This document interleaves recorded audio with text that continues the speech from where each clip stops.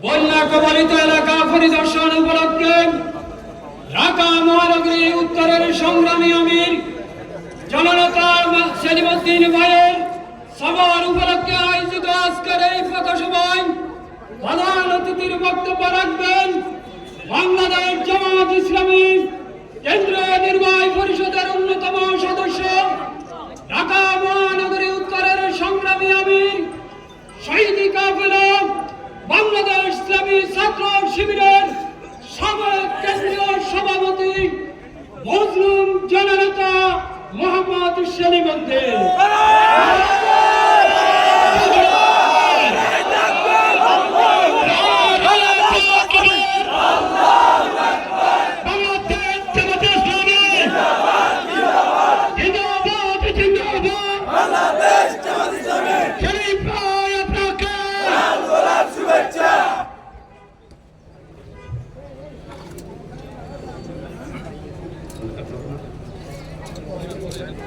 আসসালামু আলাইকুম ওয়া রাহমাতুল্লাহি ওয়া বারাকাতুহু।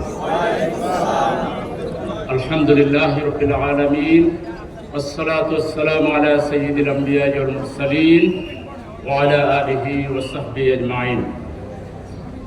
বাংলাদেশের মুক্তিকামী মানুষের প্রাণপ্রিয় কাফেলা বাংলাদেশ জামায়াত ইসলামী সোনাগাজী পৌরসভা উপজেলা কর্তৃক আয়োজিত এই পথসভার সম্মানিত সভাপতি, মঞ্চভূমিষ্ঠ বাংলাদেশ ইসলামী ছাত্র শিবিরের সাবেক কেন্দ্রীয় সভাপতি, বাংলাদেশ জামায়াত ইসলামী ঢাকা মহানগরীর সংগ্রামী সহকারী সেক্রেটারি, ফেনীর সোনাগাজী দাগনভূঞা থেকে আগামী দিনে এই জনপদের মানুষের ব্যথা বেদনার কথা যিনি পার্লামেন্টে তুলে ধরবেন আশা করি, সোনাগাজী এবং দাগনভূঞার মানুষের প্রাণপ্রিয় নেতা জননেতা জনাব ডক্টর ফখরুদ্দিন মানিক, মঞ্চভূমিষ্ঠ শ্রদ্ধেয় জেলা আমির জনাব শামসুদ্দিন সাহেব, অন্যান্য রাজনৈতিক ইসলামিক দলের প্রতিনিধিবৃন্দ, সাংবাদিক বন্ধুগণ, এই বাজারে ব্যবসায়ী সম্মানিত ব্যবসায়ীগণ, সর্বস্তরের ছাত্র জনতা, আমরা আল্লাহ শুকরিয়া আদায় করছি। আজকে আসলে এরকম কোনো সভায় ভাষণ দিব সেরকম মনে করিনি। মূলত সিলেটের গোলাপগঞ্জ উপজেলার একটা প্রসিদ্ধ ট্রাস্ট এহিয়া ট্রাস্টের পক্ষ থেকে কিছু সহমর্মিতা প্রকাশের জন্য কিছু হাদিয়া এলাকার যারা বন্যা পীড়িত মানুষ, নানাভাবে ক্ষতিগ্রস্ত মানুষদেরকে কিছু ডেউটিন এবং খাদ্য সামগ্রী দেওয়ার লক্ষ্যে তারা আমাকে অনুরোধ করেছিলেন তাদের সাথে থাকার জন্য। একই সাথে ফেনীর কিছু ব্যবসায়ী এবং কিছু দিনই ভাই আমাকে বহুদিন থেকে বলছিলেন যে আপনি আমাদের এখানে একবার সফর করুন।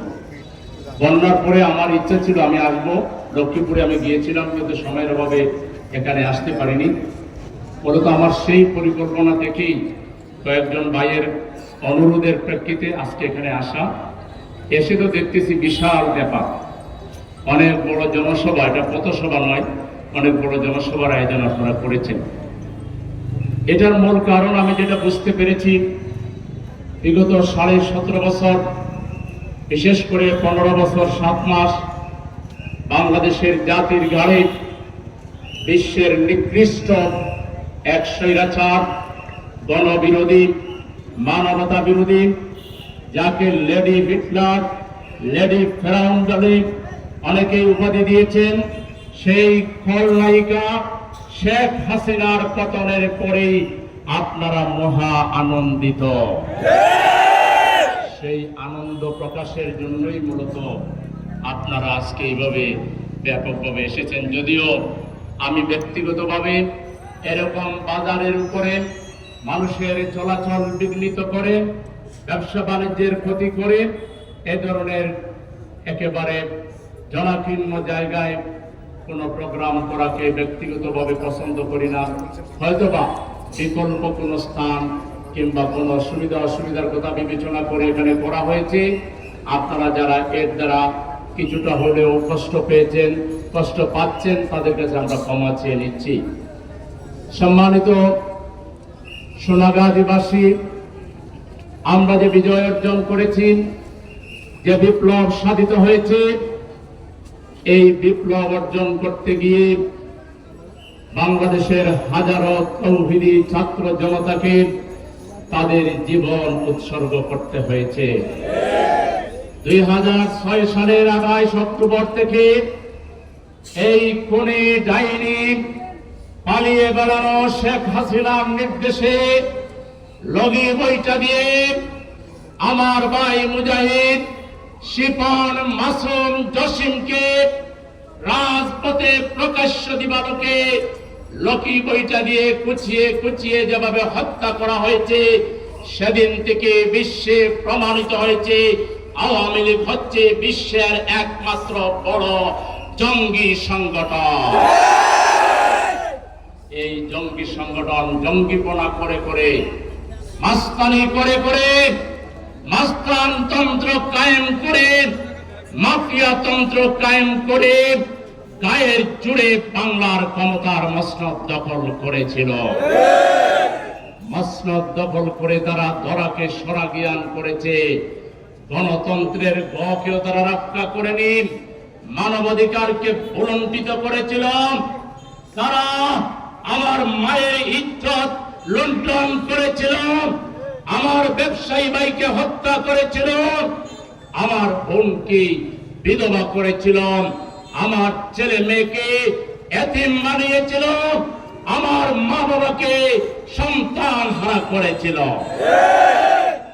তারা দেশপ্রেমিক জাতীয় ইসলামী নেতৃবৃন্দকে মিথ্যা মামলায় যোগ সাজসে শুধুমাত্র ব্রাহ্মণ্যবাদী আধিপত্যবাদী শক্তির বিরুদ্ধে বাংলাদেশের স্বার্থ রক্ষার জন্য আন্দোলন করার অপরাধে বিশ্বের অন্যতম খ্যাতিমান আলেমদ্বীন, বিশ্বের অন্যতম একজন শ্রেষ্ঠ স্কলার মাওলানা মতিউর রহমান নিজামী রাহিমাহুল্লাহকে ফাঁসির মঞ্চে খুন করেছে। তারা ভাষা সৈনিক প্রফেসর গোলাম আজমকে তিলে তিলে কারাগারে রেখে মৃত্যু নিশ্চিত করেছে। তারা মাওলানা আবুল কালাম মোহাম্মদ ইউসুফকে, একেএম নাজির আহমদকে, তারা আলী আসলাম মোহাম্মদ মুজাহিদকে, তারা কামারুজ্জামান আব্দুল কাদের মোল্লা আমির কাসেম আলীকে হত্যা করে হত্যার রাজনীতিকে প্রাতিষ্ঠানিকরণ করেছে। শুধু এখানেই শেষ নয়, এরপর তারা এরও আগে তারা 2009 সালের 25 ফেব্রুয়ারি আমাদের সশস্ত্র বাহিনীর 57 জন চৌকস অফিসারকে হত্যা করে পৃথিবীর ইতিহাসে নজিরবিহীন বর্বর হত্যাকাণ্ড করেছিল। শুধু এখানেই শেষ নয়, 5 মে 2013 সালে হেফাজতের শাপলা চত্বরের সমাবেশে রাতের আধারে হত্যাকাণ্ড চালিয়ে তারা গণহত্যার নজিরবিহীন কর্মকাণ্ড করেছিল। হাজার হাজার মানুষকে তারা হত্যা করেছিল। এখানেই থেমে যায়নি। তারপর আল্লামা দেলোয়ার হোসেন সাইদি সাহেবকে ফাঁসির রায় দেওয়ার প্রতিবাদে এদেশের আপামর মানুষ যখন রাস্তায় নেমেছিল, পাখির মতো গুলি করে শত শত মানুষকে হত্যা করেছিল। এইভাবে হত্যার ধারাবাহিকতায় সর্বশেষ আমাদের ছাত্র সমাজের মাথার মুকুট আবু সাইদ এবং আরো বেশ কিছু প্রতিভাবান মুগ্ধ সহ তরুণকে গুলি করে হত্যা করে তারা ছাত্র সমাজকে থ্রেট দিতে চেয়েছিল যে তাদের পরিণতিও জামাত আর হেফাজতের পরিণতি হবে। কিন্তু স্বৈরাচার জানে না ছাত্র সমাজের গায়ে হাত তুলে পৃথিবীর কোন স্বৈরাচার থাকতে পারেনি। ছাত্র সমাজ যেভাবে বুক চিতে স্বৈরাচারের বুলেটকে মোকাবেলা করেছে, পৃথিবীর ইতিহাসে, বাংলাদেশের ইতিহাসে বাংলাদেশকে অনন্য এক উচ্চতায় নিয়ে গিয়েছে। আজকে পৃথিবীর বাইরের দেশগুলোতে স্লোগান হচ্ছে তুমি কে আমি কে বাংলাদেশ বাংলাদেশ। বাংলাদেশ এক নতুন উচ্চতায় আজকে পৌঁছে গিয়েছে, আলহামদুলিল্লাহ। আলহামদুলিল্লাহ। সংগ্রামী এলাকাবাসী, এই বিপ্লবকে আমাদেরকে সফল করতে হবে। এই বিপ্লব যদি সফল করতে হয়, আমাদের প্রিয়, আমাদের কলিজার টুকরা, আগামীর সম্ভাবনা, আগামীর কান্ডারি, আগামীর বাংলাদেশ, আমাদের ছেলে মেয়েদেরকে, তরুণ তরুণীদেরকে এই বিপ্লব সফল করার ক্ষেত্রে তাদেরকে গাইডলাইন দিতে হবে। এর জন্য ঘর থেকে শুরু করতে হবে। আমরা যারা গার্জিয়ান আছি, আমাদের ছেলে মেয়েদেরকে, আমাদের ভাতিজা ভাতিজিদেরকে, ভাগনা ভাগ্নিদেরকে, আমাদের প্রতিবেশীর ছেলে মেয়েকে, আমাদের পাড়ায় মহল্লা যে ছেলে মেয়েরা আছে, আমাদের সর্বত্র আমাদের তরুণ সমাজকে মূল্যায়ন করতে হবে, তাদেরকে ভালোবাসতে হবে, তাদের এক হাতে কালেমার পতাকা লা ইলাহা ইল্লাল্লাহু মুহাম্মাদুর রাসূলুল্লাহ তুলে দিতে হবে, আরেক হাতে লাল সবুজের পতাকা, বাংলাদেশের পতাকা দিয়ে একটি ভারসাম্যপূর্ণ, একটি সমৃদ্ধ নৈতিক বাংলাদেশ গঠনে তাদেরকে দিক নির্দেশনা দিতে হবে। শুধু ওয়ান সাইডেড কিছু আধুনিক জ্ঞান বিজ্ঞান শিক্ষা দিলেন, কিন্তু নীতি নৈতিকতা, মানুষ হওয়ার দিকটা, চরিত্রবান বানানোর কোন কর্মসূচি নেই, তাহলে এটা সাস্টেইনেবল হবে না। আমাদের ছাত্ররা স্লোগান দিয়েছে উই ওয়ান্ট জাস্টিস। তারা বলছে কোথাও বৈষম্য থাকতে পারবে না। আমার কৃষক ভাইয়ের ছেলে, আমার মজুর ভাইয়ের ছেলে, আমার শ্রমিক ভাইয়ের ছেলে মেধা যদি থাকে, তাহলে সে সর্বোচ্চ চাকরি পাবে। তাকে 1 টাকা কেউ ঘুষ চাওয়ার দূরতম দুঃসাহস দেখাতে পারবে না। বাংলাদেশে আর ঘুষের কারবার চলবে না, বাংলাদেশে আর চাঁদাবাজি চলবে না, বাংলাদেশে আর সিন্ডিকেট চলবে না। আপনারা চলতে দিবেন? যেভাবে আন্দোলন করে জালিমকে নামিয়েছেন, তেমনি চাঁদাবাজি, ঘুষ, দুর্নীতি, মদ, অশ্লীলতা, বেহায়াপনার বিরুদ্ধে আমাদের আলেম ওলামা, রাজনৈতিক দল, সামাজিক সংগঠন, ক্লাব, সমিতি, মসজিদ, মাদ্রাসা, স্কুল, কলেজ আমরা ঐক্যবদ্ধ থাকব। আমাদের ছেলেদের চরিত্র নষ্টকারী কোন উপাদান তাদের হাতে তুলে দেয়া যাবে না।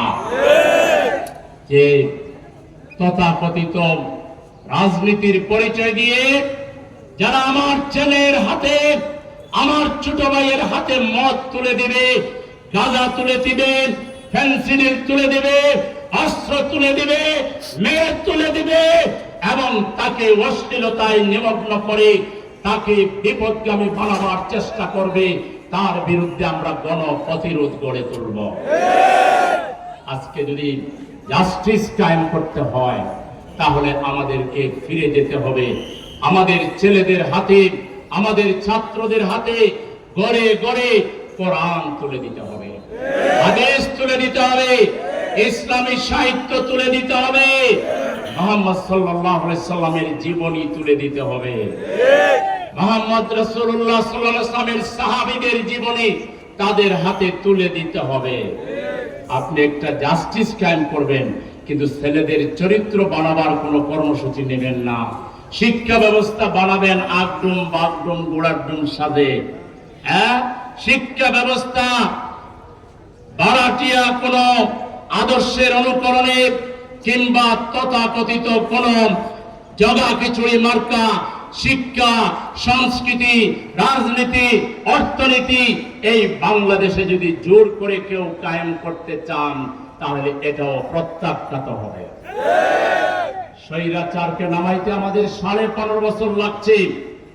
নতুন করে আমাদের এই ছাত্র সমাজের দাবির সাথে যারা বেঈমানি করবেন, মুনাফিকি করবেন, আমাদের জাতিকে যারা আঘাত করবেন, আমাদের শিক্ষা ব্যবস্থা 18 কোটি মানুষ আমরা চাই এখানে আধুনিক জ্ঞান বিজ্ঞানের পাশাপাশি প্রত্যেক স্তরে কোরআনের শিক্ষা থাকবে, প্রত্যেক স্তরে নবীর জীবনী থাকবে, প্রয়োজনীয় মাসলা মাসাইল, আদব কায়দা, সাহিত্য সংস্কৃতির জ্ঞান এই শিক্ষা ব্যবস্থায় রাখতে হবে। অতএব যারা এখন ক্ষমতায় আছেন অথবা আগামী দিনে ক্ষমতায় যাওয়ার জন্য শুটফুট বানায় রাখতেছেন, আগামী দিনের বাংলাদেশ এত সহজে চালানো যাবে না। লোভ বদলাইতে হবে, লালসা বদলাইতে হবে, মানসিকতা বদলাইতে হবে।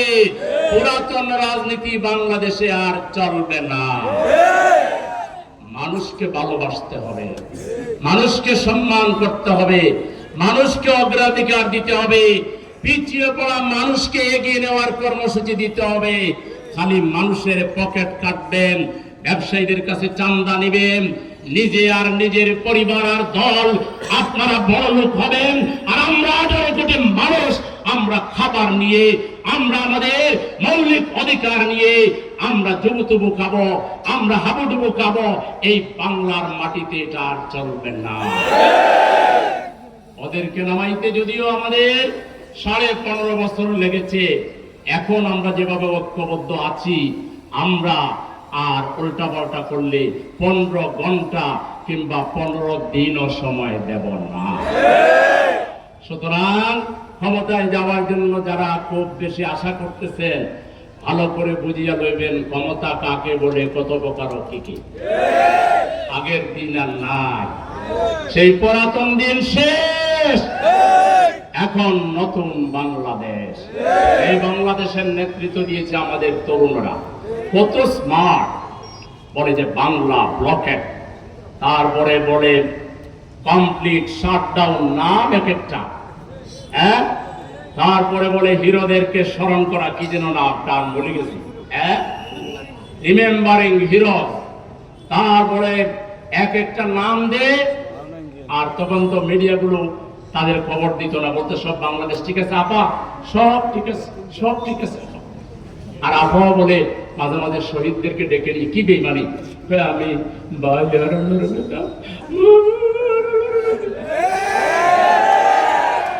একটা অনলাইন, হ্যাঁ, বাংলা নৌকা নিয়ে জাতিরে ধোঁকা দিয়েছে, ঠিক কিনা?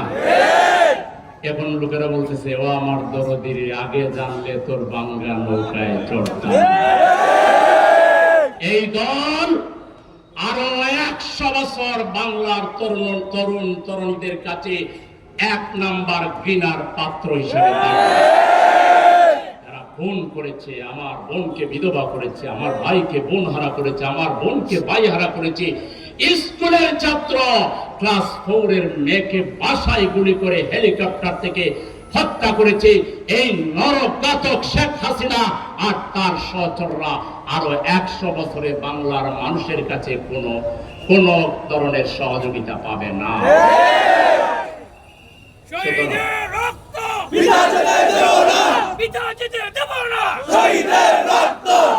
এখানে ছাত্র যারা রয়েছেন, যে দলেরই হন, যে মতেরই হন, আপনারা স্লোগান দিয়েছেন কোটা না মেধা, মেধা মেধা। মেধার ভিত্তিতে আপনাদেরকে সব জায়গায় স্থান করে নিতে হবে। আগামী দিনের রাজনীতি হবে মেধাভিত্তিক রাজনীতি। এবিসিডি জানে না, একটা স্বাক্ষর করতে পারবে না, সে বিভিন্ন টুকাইদেরকে সংগ্রহ করিয়া চাঁদাবাজি করিয়া সে নেতা।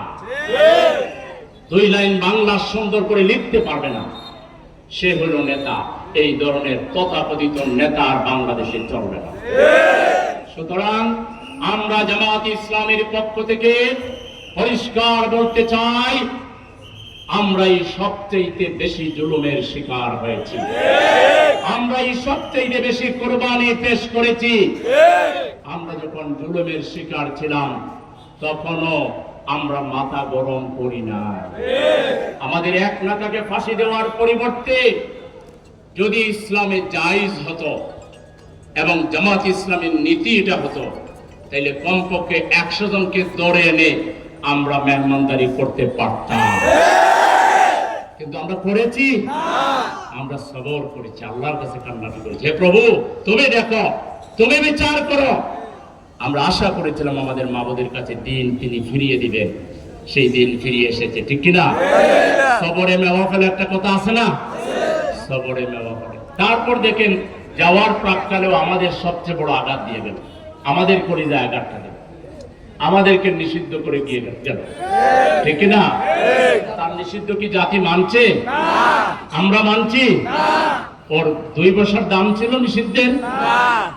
সুতরাং আমরা দেখেন এখন পরিবর্তনের পরে সবচেয়ে বেশি খুশি, সবচেয়ে বেশি প্রতিশোধ পরায়ণ হওয়ার কথা জামাত শিবিরের, ঠিক কিনা? কিন্তু আমরা কারো বাড়িতে হামলা করেছি? কারো গাড়ি দখল করেছি? জায়গা দখল করেছি? আমরা উল্টা বলেছি অপরাধীরা শাস্তি পাবে, মামলা হবে। সবার আগে 1 নম্বরে বিচার করতে হবে খুনি শেখ হাসিনাকে। এখনো আমাদের প্রতিবেশী দেশে বৈশা মজার মজার খাইতেছে আর প্রেম প্রীতি করে বেড়াইতেছে, আর সেখান থেকে একবার নামায় শ্রমিক ভাই, কিছু শ্রমিক তাদের দলীয় শ্রমিকদেরকে নামায়, একবার নামায় আনসার, আরেকবার নামায় অমুক। দুনিয়ার যত দাবি আছে মামার বাড়ির আবদার এখন সব পূরণ করতে হবে। এই বেটা, এই সরকার কি দাবি আদায়ের জন্য আসছে? এই সরকার সে নির্বাচন করার জন্য। তারে পরামর্শ দিয়ে নির্বাচন কমিশন কিভাবে শক্তিশালী করতে হবে, তারে পরামর্শ দিয়ে কিভাবে ভোটটা জনগণ যাতে ভোট দিতে পারে সেই ব্যবস্থা করার জন্য, ঠিক কিনা? আর দাবি থাকলে তালিকা কর, 1000, 2000, 5000, 10000, কোনো অসুবিধা নাই। বা এখনো প্রেস ব্রিফিং কর, হ্যাঁ, প্রেস ব্রিফিং করে সাংবাদিকদের মাধ্যমে জানা অথবা স্মারকলিপি দে। রাস্তায় এসে এনআরকি তৈরি করা, এরা হচ্ছে সব পতিত স্বৈরাচারের দালাল। এই দালালদের শেয়ার করে দিতে চাই। আমরা কিন্তু গড়ে চলে যাইনি। আমরা কি গড়ে চলে গেছি? জাগ্রত জনতা এখনো রাস্তায় আছে। একবার ওই আনসার গুলো কি করলো, সর্বশেষ বোধহয় 13,000 না 14,000 ছাত্রলীগের গুন্ডা আনসার নিয়োগ দিছিল। এরা এই সরকার ক্ষমতায় আসতে না আসতে রাস্তায় চলে আসছে। 3-4 দিন রাস্তায় ঘুরে টুরিয়া হঠাৎ চলে গেছে সচিবালয়ের সামনে। আরে আমরা 13.5 বছর আন্দোলন করলাম, একদিন সচিবালয়ে যাইনি।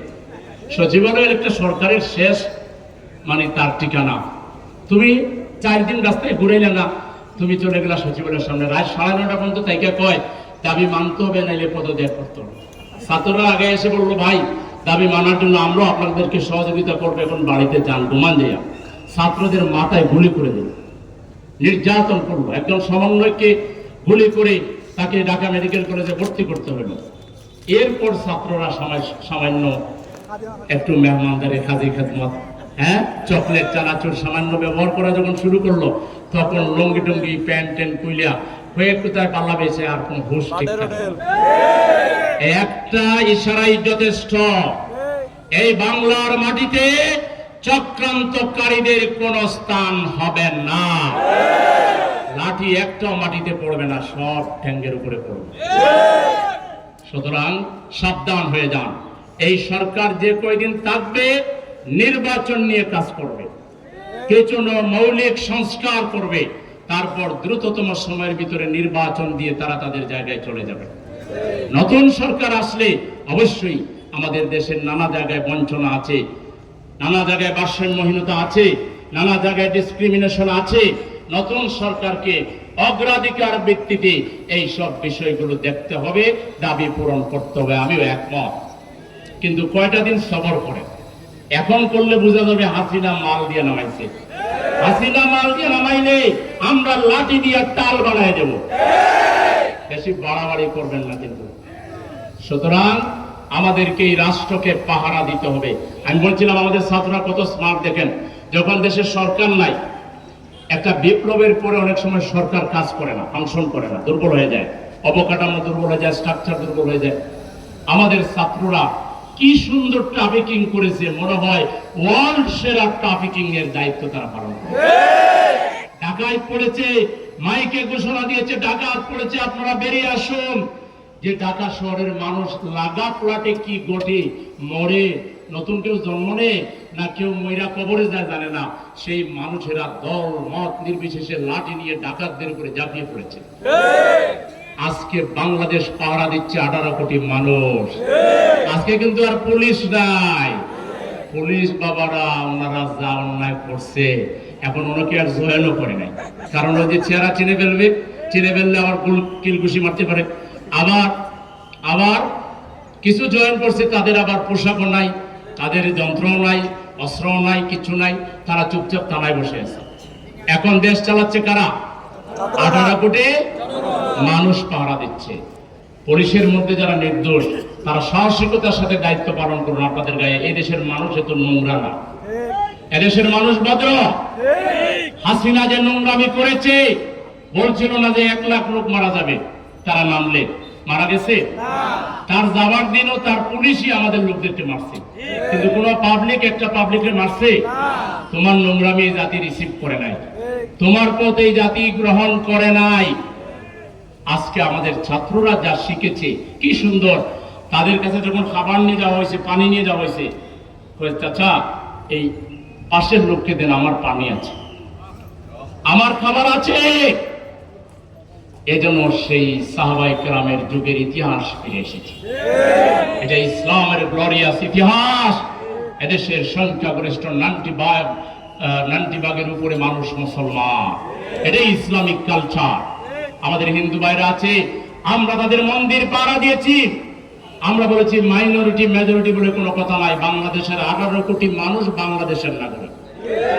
এখানে হিন্দুদেরকে, বৌদ্ধদেরকে, খ্রিস্টানদেরকে আমরা আলাদা চোখে দেখব না।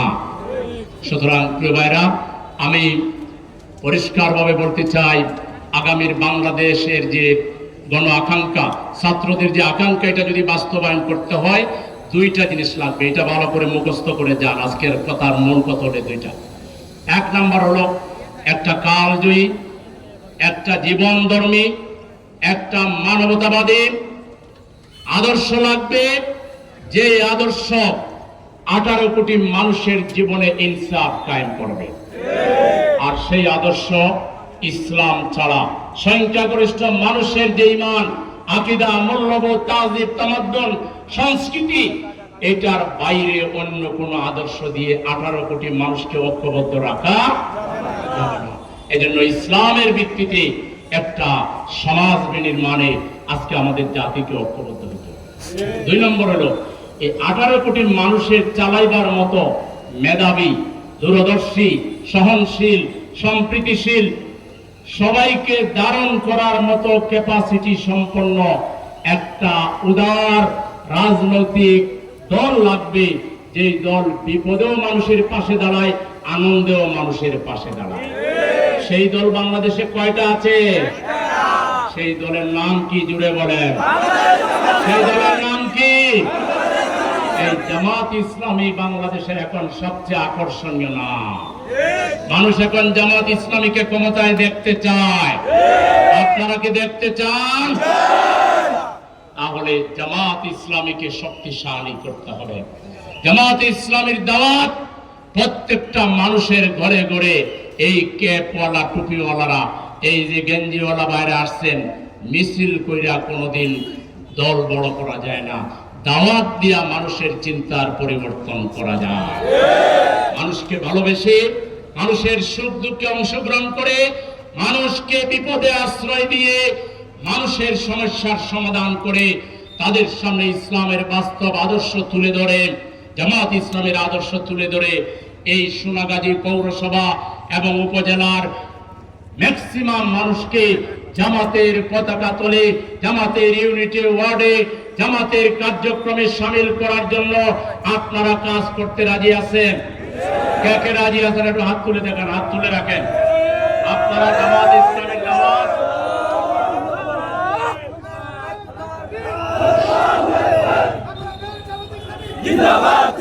জামাত ইসলামের ক্ষমতায় গেলে এই দেশের নারীরা দরজা খুলে তার রুম শুধু তার রুমটা পর্দার জন্য লাগিয়ে রেখে দরজা খুলে ঘরে ঘুমাইতে পারবে, রাস্তায় হাঁটতে পারবে।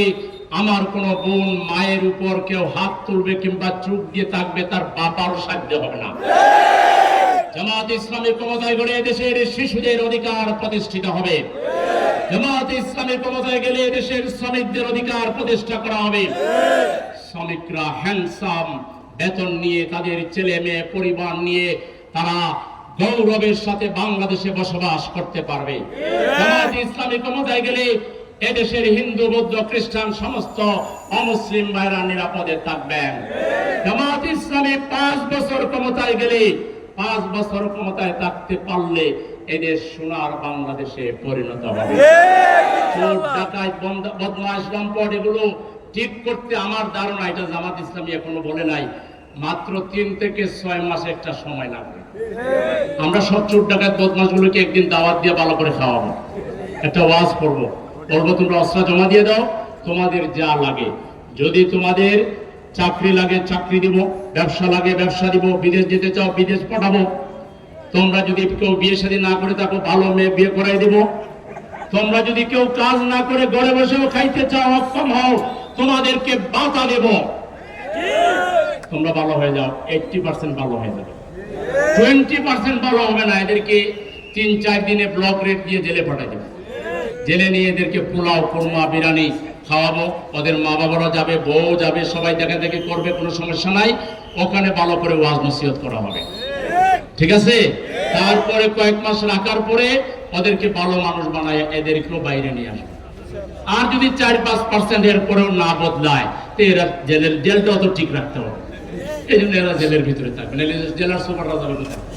তো সেই জন্য কিছু লোক জামাত ইসলামীর হাতে এত ভালো ভালো লোক তৈরির কর্মসূচি আছে। আমাদের এখানে যে ছেলে আসে, যে মানুষ আছে, সে আর লোভী হয় না, গ্রিডি হয় না, চরিত্রহীন হয় না। একটা সিগারেট, এই যে এখানে আছেন কথা সমাজের মিয়া সাহেবরা, জামাতের একটা লোককে একটা সিগারেট খেতে দেখছেন না? একটা সিগারেটও খায় না যে পার্টির লোকেরা। এই পার্টি ক্ষমতায় আসলে বাংলাদেশ একটা সুন্দর সোনার বাংলাদেশে পরিণত হবে। সেই বাংলাদেশ আপনারা চান? এই সোনাগাজীবাসী পৌরসভার মানুষেরা আপনারা চান? ব্যবসায়ীরা চায়, যে হাত তুলেছে আলহামদুলিল্লাহ। আপনারা ভালো থাকবেন। আমরা বেসরকারি ভাবে ব্যাংক, বীমা, স্কুল, কলেজ, মাদ্রাসা, সামাজিক কাজের মাধ্যমে কোটি কোটি বনি আদমকে নানাভাবে সহযোগিতা করে যাচ্ছি। আমাদের এই সহযোগিতার এই যাত্রা অবিরাম ভাবে চলবে। বাংলাদেশের 18 কোটি মানুষের জীবনে শান্তি না আসা পর্যন্ত, সুখ না আসা পর্যন্ত, ইনসাফ কায়েম না হওয়া পর্যন্ত জামাত ইসলামী সংগ্রাম করছে। এই সংগ্রাম অব্যাহত থাকবে ইনশাআল্লাহ। আগামী দিনে এই সোনাগাজী পৌরসভা, সোনাগাজী উপজেলা, দাগনভূঞা থেকে ডক্টর ফখরুদ্দিন মানিককে এমপি বানাবার জন্য আপনারা মাথায় গামছা বেঁধে আপনারা আপনাদের সব ধরনের পরিশ্রম দিয়ে কাজ করতে রাজি আছেন? আপনারা অবিরাম প্রচেষ্টা চালিয়ে যান। তার সাল যে আপনাদের একটা দাবি আছে, আমি লিখে রাখছি, একটু বলে শেষ করছি। এই যে ছোট ফেনী উপর, তারপরে মুসাপুর ক্লোজার, ছোট ফেনীর উপর কি মুসাপুর ক্লোজার পুনর্নির্মাণ করা, যেটা হয়ে গেছে, খুলে গেছে। ছোট ফেনী নদী সাহেবের ঘাট বীজ রক্ষার ব্যবস্থা গ্রহণ, ছোট ফেনী নদী ও বড় ফেনী নদী বাঙ্গন নদীর ব্যবস্থা গ্রহণ। এই রাস্তাটা ডাবল করা, এই যে আসলাম ছোট একটা রাস্তা, ঠিক না? ডাবল লেন করা। এখানে আপনার পর্যটন কেন্দ্র করা যায়, পাশেই তো বিরাট সমুদ্র, ঠিক না? এখানে পর্যটন হোক। তারপরে লালপুর একটা ফ্লাইওভার হোক, নাকি? আরো যত দাবি আছে, এটা তো এই সরকার করতে পারবে না, তাদের এত টাকাও নাই, সময়ও নাই। ইনশাল্লাহ আমরা যদি আসি, আমাদের প্রিয় নেতা ফখরুদ্দিন মানিক যদি এমপি নির্বাচিত হন, আমরাও সহযোগিতা করব।